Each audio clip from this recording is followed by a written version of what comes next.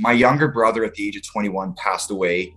When he died, that really for me was the end, because we weren't just brothers, we were best friends. My best friend slash brother dies, and then it totally ruins me. As bad as I was on drugs, it made it way worse. Now I'm, drugs on steroids. It's just like so horrible. And it just got worse and worse. And eventually it led up to me not wanting to be here anymore. Leaving the body was the only thing that made sense to alleviate the pain. July 17th, 2010, I had a whole bottle of narcotic painkillers because I know for a fact this is going to end me. And it was like, I don't know, only a couple minutes. Really, it was very, very quick that everything started to come and just go dark. So it was like trickling in. This darkness was starting to trickle in. And I knew that this is it for me. And then white now started trickling up. I'm looking down at the paramedics. So there is a period of about 20 minutes, I feel like, because the paramedics had to come, they had to be called. There was a time frame that is being blocked for me. For me, it was instantaneous. It was black and then white. And now I'm just there hovering, looking down at my body. Holy shit, I'm dead. Like I died. I did it. Like I died, but then I was like, holy shit, I'm not dead at all. And I am so much better than I ever was. Felt like I was secure and that nothing could ever go wrong. There was no anxiety, no depression, no heartache, no guilt, no shame. All the stuff that I carried in my body was completely removed and gone. I was home. I'm looking down at my body, but we're in an ambulance at this point. I'm looking down at paramedics working on me. This is when just kind of the review started happening. Everyone that I encountered, every single other person, I could feel what I had done to them. I'm feeling their pain. I'm feeling their sorrow. I'm feeling their anger. God, there was a lot of that. I'm feeling that from their point of view. And then I'm also feeling those that I did do good with as well. I'm feeling that joy or excitement or things in that nature, more on the positive side. But like I said, way more negative. There was no judgment. I was the judge, jury, the prosecutor. I was everything about the judge of my own life. It was me judging myself on what I could have done better or could have changed. There was this blueprint of my life, and there was challenges put in place for me to overcome. And it was obvious that I didn't pass any. It was obvious that nothing I did actually accomplished anything. And all of these challenges were still there. They were, unfinished. For me, it was just like, I guess not a disappointment, but for me, it was like, oh man, I couldn't even get one thing right on this list. It was obvious that I totally failed. And like I could have done a little better than this. Like if life was a game, I'm very much failed.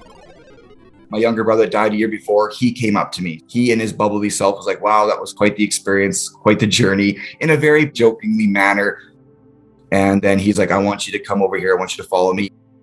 Then he brought me into this light room. And this is where there was 3 beings. There was 2 women and there was 1 male guide. So the 2 women, they had like Victorian clothing. And then the guy had tribal clothing. So I do believe that these people were part of the soul family or guides. They did have a glow to them, kind of light energy, but everything out there was light energy. It's just degrees of how bright and how not bright. So they were fair. They were brighter than my brother. They kind of lit up more, and my brother was more kind of dimmed down.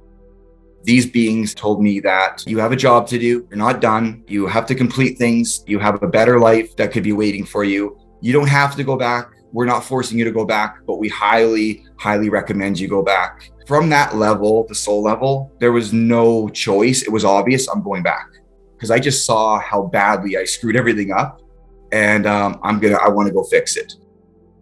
We have these different bodies, one being emotional, one being mental, spiritual, and physical. The emotional body looked like a blanket, and it was a heavy blanket, a heavy dark blanket.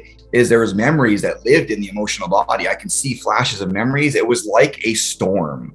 It really is like the weather system of a body. It was dark and gloomy, and there was flashes of light, and memory was held in the emotional body, not just the mind. So when I saw the mental body, it looked like a donut, like a halo, if you will, but just like a halo that saints have, but mine was dark. It was a dark halo. And it was the same thing. There was this energy flow, like a spinning field of energy around the mind. I didn't really see anything. Like the emotional body was very apparent. Like what was going on there was wild. This just was like a spinning donut of darkness. And then the physical body, it was very dense, of course, because, the physical body takes on toxicity and it was heavy and it just looks sick. And then the spirit body is the electrical system that operates the whole thing. So without the spirit body, you can't even function. These bodies were very heavy and very dense for me, and they just got heavier and heavier. And that I needed to do something about these bodies. I needed to change them. I needed to lighten the load. After that, there was this amazing kind of holographic image that completely surrounded me in this room. And it was my future. And it was like basically the future of Earth. It was very different. It was changed so much that it didn't make sense. I'd say I was about 50 years old, and you can tell that things were not what they are now. Something big changes the Earth. Like, all I wanted to do was die. But now after the NDE, all I want to do now is live. All I want to do now is do my best. Like, it changed me to my core.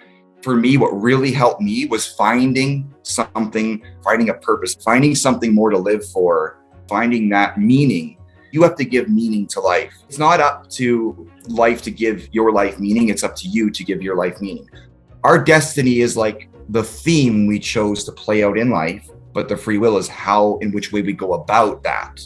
So we can go about it rich or poor, right? Or we can go about it happy or sad. So that's the free will. But the theme is like, you're going to overall experience this adventure, and you can't get away from the destiny of it.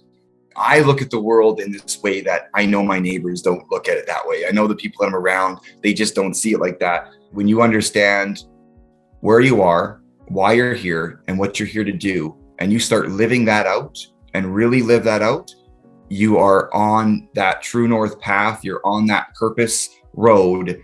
And when you're on that road, that's when that magic happens. That's when synchronicities flow. That's when things start to happen for you. That's when more things show up to expand the level of excitement. And life becomes this exciting, synchronistic journey and more like an adventure. When I was at my pre-life, it was like just a life. I was just living or surviving. I wouldn't even call it living. I call it survival. Now my life is a great adventure. Try to find adventure, because when you start living your life from that point of view of an adventure or something to overcome, and when challenges come, you can look at them as, oh, I'm gonna get through this. I'm gonna defeat this. Not, oh God, I don't want to do this again, right?